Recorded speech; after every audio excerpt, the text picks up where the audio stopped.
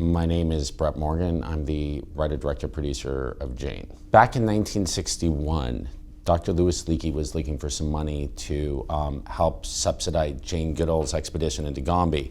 And he didn't have any takers. The one person who was willing to participate was National Geographic.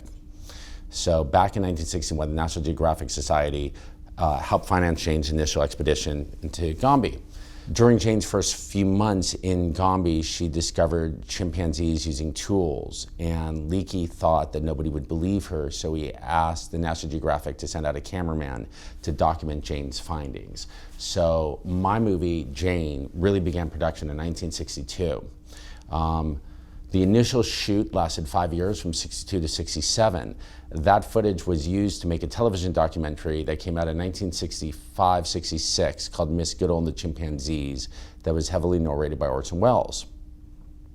The footage then sat in a vault in Washington, D.C. at the National Geographic Society. In 2014, an archivist was going down the halls and came across all these boxes of film. That archivist reached out to someone named Tim Pastor, the president of the network, who was a big fan of a movie I'd made called Cobain Montage of Heck, as well as The Kid Stays in the Picture. And Tim, for some reason, thought that the guy who did Kurt Cobain and the Rolling Stones and Robert Evans would be a good fit for a film about Jane Goodall. I don't know why. I also thought it was kind of a crazy idea. And he called me up, he asked if I would be interested in making the film. I said absolutely not. I had zero interest whatsoever. They called Jane and asked if she would be interested. She said absolutely not. This movie's been done 100 times. I was under the impression, having not seen a film, that there had been a lot of Jane Goodall films. And then they sent me some footage. And when they sent me some footage, I realized that what I was looking at might just be the greatest depository of 16mm film outside of NASA shot during the 20th century. What Hugo van Lawick, the cinematographer, documented was something that had never happened in the history of evolution and would never happen again. A young woman walked into the wilderness and befriended a family of wild chimpanzees that could rip her face off at a moment's notice. This was unheard of, had never been done, and will never happen again. So what he documented was spectacular. How he documented it was a cinematic revolution. Hugo shot over 150 hours of 16mm film, color 16mm reversal, in 1962 in Africa with a crew of one, himself. 60mm production is incredibly challenging to begin with, but when you're unable to see the footage you're shooting, when you're shooting off the type of lenses Hugo did, in which it was almost physically impossible to see through the lens, when you have to change magazines of film in the middle of a jungle with all sorts of dirt and debris flying around, the odds are stacked against you. When I say this, I don't refer to my movie, Jane, but the documentary expedition that Hugo started focusing on Jane and her chimpanzees, to me, is one of the most remarkable cinematic achievements ever. Most documentary films, most historical documentary films, are built around people reminiscing about something, and they invite the audience to look back and reflect on an event. For the past 25 years, I've been trying to fashion nonfiction films that unfold in the present tense, that allow the viewer to experience a past event with the urgency and the immediacy one expects from fiction. The movie Jane proposed several challenges. First one was the initial batch of footage we received was 150 hours of silent, random shots. There were no dailies, there were no notes. The original camera reels had been destroyed, and all we were left with were these individual shots. So we had 150 hours of random shots with no sound. In these shots, there were over 160 chimpanzees that were photographed. None of them had name tags, and we had no notes to identify them. So before we could even begin to construct the film, we had to somehow figure out how we can even wrap our hands around this. So what we did was we got some charts, some big photographs of some of the chimpanzees that James studied. And I set up a room with 15 interns, and they went through 150 hours of film identifying every single chimpanzee that they saw. Now, this could take upwards of a day to identify one, because some of them don't have very strong distinguishing marks. In terms of the footage, we then collated the footage by theme. I just assumed there were like 8 different things that chimpanzees do. The good news for me is chimpanzees don't live as varied life as humans. They eat, they sleep, they walk from place to place, they play, they groom. There's a certain amount of activities. So we cataloged the footage as such. And then based upon Jane's book, In the Shadow of Man, I wrote a screenplay. And the screenplay had to be written because there was no way to go through dailies to discover what the movie is. There's a great misconception about documentary film. A lot of people like to say that documentary films are made in the edit room. I find this to be a great mistruth. To me, documentary films are made, for my films, are made on paper. After I screen through all the footage and read all the books there is on a subject, I break away to write a script. The only way to assemble a film like Jane was via a script, because we had to construct every action. Meaning that when you see the film and Jane encounters a group of chimpanzees, each shot might have been taken years apart.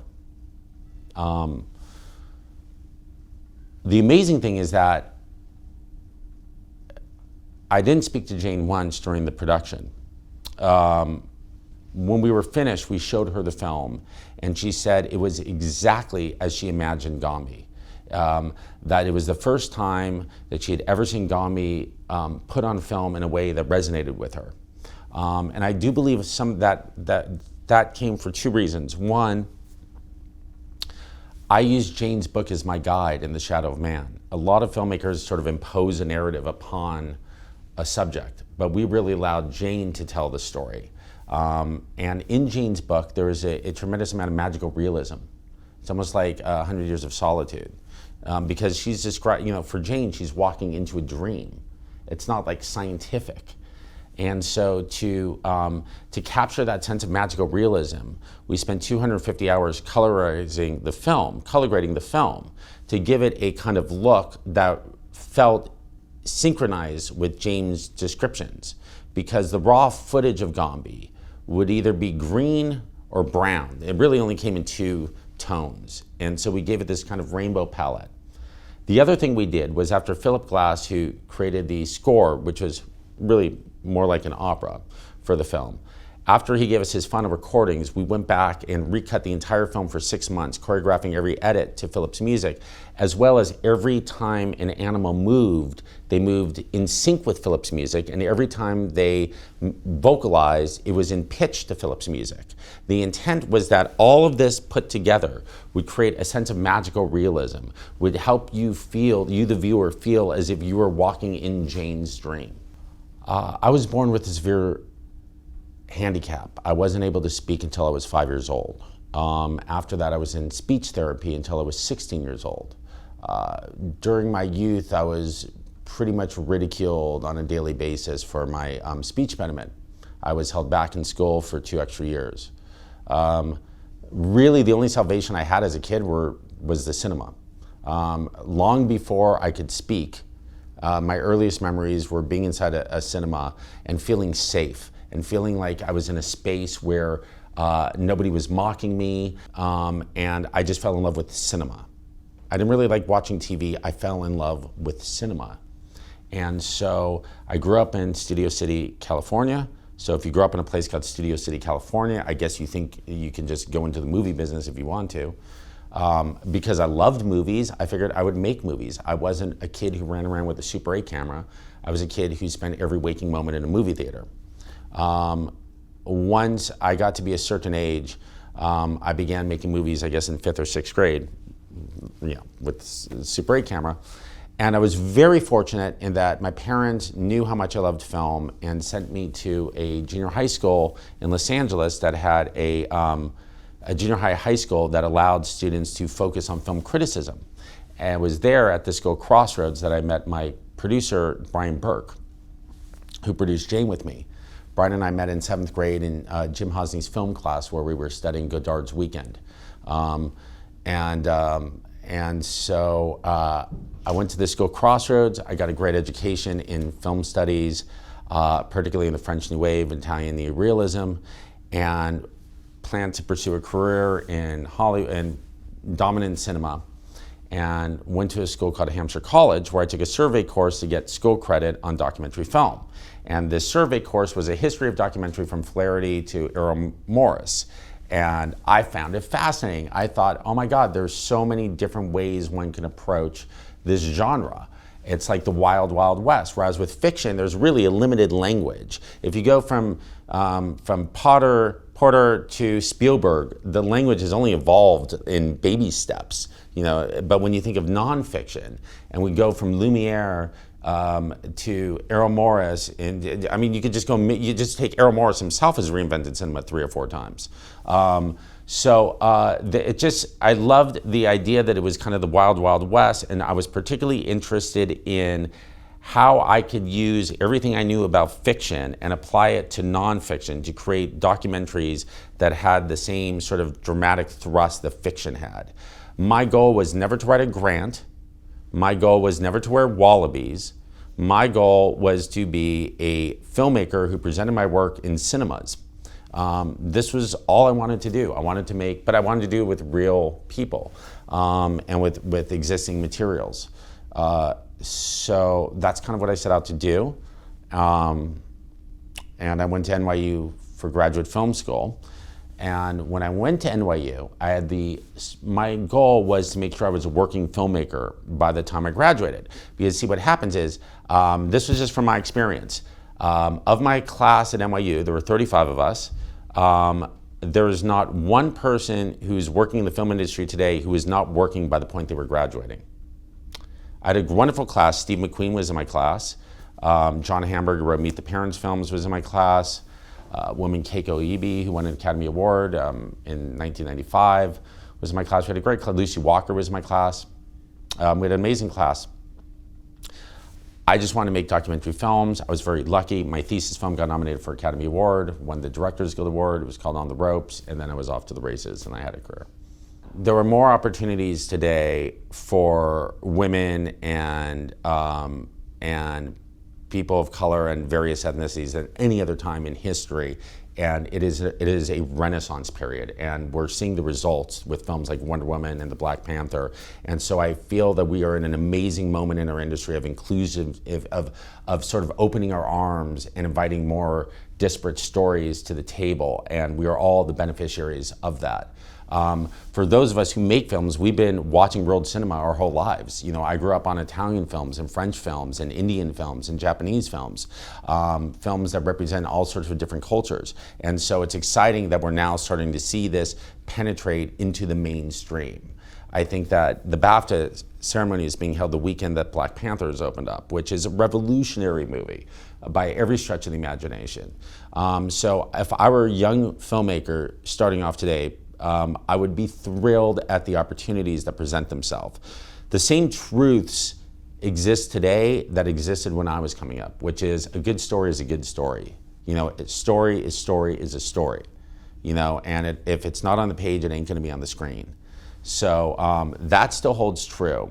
But the type of stories that the public is interested in and the opportunities we have for distribution outside of cinema are